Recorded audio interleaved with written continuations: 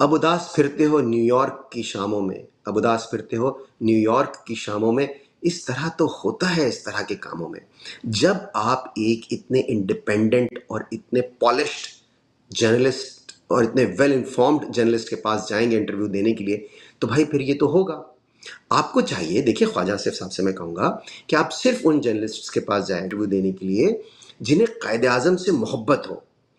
اور قائد اعظم سے محبت سے میری کیا مراد ہے؟ آپ کا تعلق مسلم لیگ سے ہے، قائد اعظم کا تعلق بھی مسلم لیگ سے تھا، تو ظاہر ہے جن لوگوں کو قائد اعظم سے محبت ہے وہ اسی نسبت سے ہے نا کہ وہ بھی مسلم لیگ کے تھے، آپ بھی مسلم لیگ کے ہیں، تو اس لیے وہ قائد اعظم سے محبت کرتے ہیں، تو وہ آپ سے اس طرح کے سوال نہیں کریں گے۔ مہدی حسن وہ تو آپ سے اور کوئی، اس نے بالکل ایک جو روٹین کی بات تھی اس نے کہی، اس نے کہا آپ کہتے ہیں ہائیبرڈ رجیم ہے، انہوں نے کہا جی، انہوں نے کہا کہ پھر کیا اس کا مقصد ہے؟ آپ باس ہیں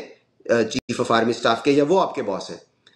جو ہے وہ ظاہر ہے اس کا انگلش میں تو کوئی ٹرانسلیشن ہے نہیں، آپ کے پاس اردو میں جب انٹرویو دے رہے ہوتے ہیں تو یہ فال بیک ہوتا ہے جو ہے وہ انگلش میں جو ہے وہ کہ کوئی مجھے تو نہیں پتا اس کی کوئی ٹرانسلیشن ہو سکتی ہے نہیں، تو وہ وہاں پہ ان کا ظاہر ہے جو ہے وہ نکل گیا۔